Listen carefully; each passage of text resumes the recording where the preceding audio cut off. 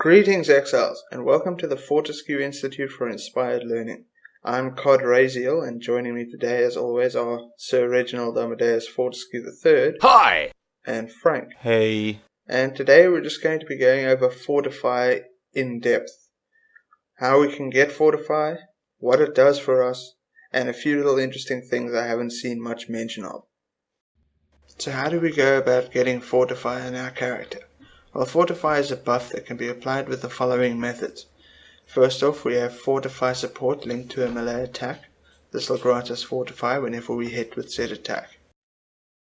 Next, we have the champion ascendancy, Fortitude. This grants us permanent Fortify. The ascendant champion node gives us 10% chance to Fortify on any melee hit. There are certain uniques that grant Fortify when matching certain conditions. Vigil strike grants us Fortify for an incredibly long duration, especially when coupled with the Vigil. The Vigil will also grant allies Fortify from quite a distance away, but we'll go over that a little bit later. So what does Fortify do exactly? Well, it reduces damage taken from hits by a base value of 20%. This effect can be increased by a Fortify effect which is found on the Rampart passive tree nodes under the Duelist, where you can find 15%. The Juggernaut's Fortitude ascendancy, which grants another 25%. The Essence of Horror Amulet Craft grants us 15%. And it can also be increased by increased buff effect, which is only currently found on the unique sword Ichimonji. The base duration is 4 seconds, and that can be increased by Fortify duration, which is found on the Fortify support gem, which is 25 to 35% increased duration. The Fortify effect and duration node inside a Rampart, which gives us 10%. And on the gem Vigilant Strike, this gives us 75 to 190%. The base duration can also be increased to 12 seconds using the threshold jewel, the Vigil. So a few extra things about Fortify. First off, it does not apply to damage over time. Next, it applies after damage mitigation such as damage avoidance, resistances, and reduced physical damage taken such as endurance charges, armor, and so on. It can also be dispelled by the Nemesis mod Nullifier, so it's best to be wary of this mod when it comes into contact with you.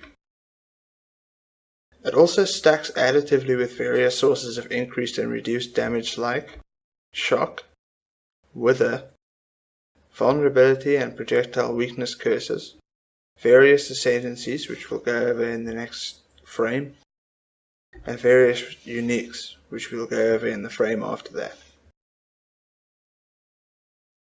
Now the uniques that stack additively with Fortify.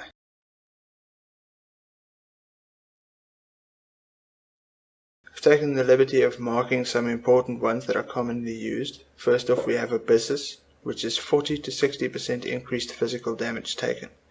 So it's worth noticing this when you're using Fortify on an Abyssus build. Next, Sibyl's Lament gives us 40% reduced reflected damage taken. It's either physical or elemental depending on the equipped ring slot. Next we have Infernal Mantle. This gives us 100% increased spell damage taken when on low mana. It's best to try and avoid this stat when using an Infernal Mantle. Next we have the Beast Fur Shawl. This gives us a 5% increased damage taken, not that much. Oro's Sacrifice gives us 10% increased damage taken from physical and fire damage. And the Wise Oak gives us 10% reduced damage taken from each of our lowest elemental resistances. The cap doesn't apply here. Now let's go over some ascendancies that stack with Fortify additively. First off, we have a Gladiator node Outmatch and Outlast, which gives us 10% reduced physical damage taken. Next we have the Champion Conqueror node, which gives us 6% reduced damage taken if we've taunted an enemy in the last 4 seconds. Next up we have Slayer's Headsman, which reduces reflected physical damage taken by 50%. The Juggernaut's Unrelenting node gives us 8% reduced elemental damage taken while at maximum endurance charges. Berserker's Rite of Ruin gives us 6% reduced damage taken if we've killed in the last 4 seconds. Berserker's Aspect of Carnage gives us 10% increased damage taken. The Pathfinder's node Nature's Boon gives us 8% reduced elemental damage taken. The Elementalist's Paragon of Calamity node gives us 50% reduced reflected elemental damage, as well as 8% reduced damage for each element you've been hit by in the last 4 seconds. The Trickster's Weave the Arcane node gives us 8% reduced damage taken for 4 seconds after we've spent 200 mana. The Saboteur's Explosives Expert gives us 10% reduced damage taken from traps and mines. The Saboteur's Born in the Shadows gives us 6% reduced damage taken from enemies who are blinded.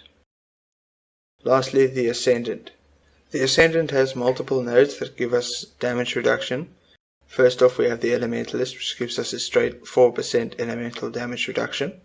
We then have the Pathfinder, who gives us 4% elemental damage reduction while using a flask.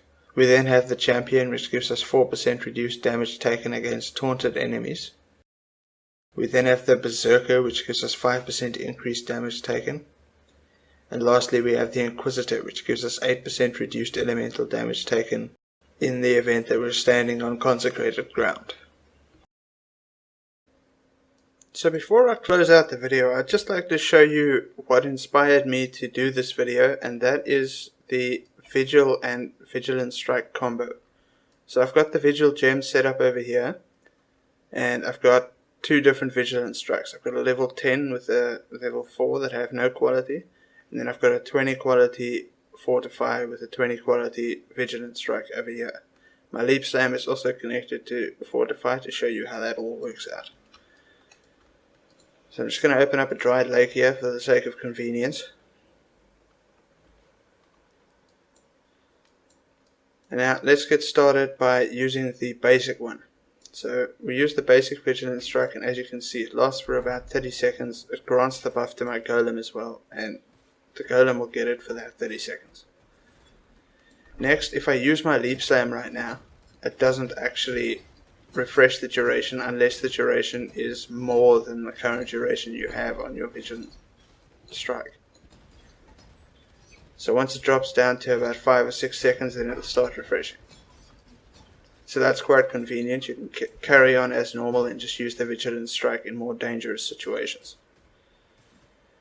And now I'd like to demonstrate the Vigilant Strike with quality and what have you, and high levels. So let's just summon our golem again and use the better Vigilant Strike. Almost 40 seconds.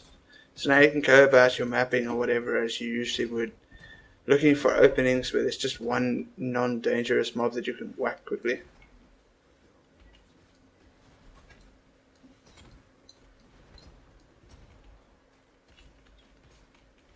And then off you go, just carrying on mapping.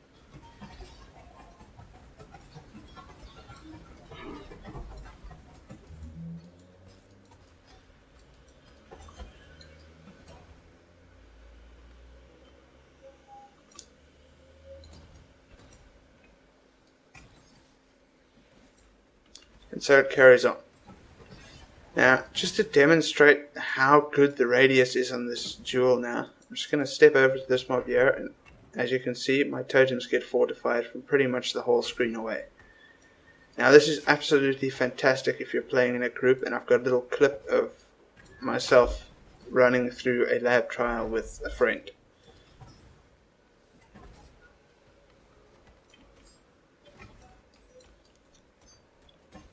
So this is just super convenient for totem builds, for support builds, anything that can do a melee attack without losing too much time. So if your attack speed is fast enough, you may want to try the Vigilant Strike combo over whatever you're running to get Fortify right now.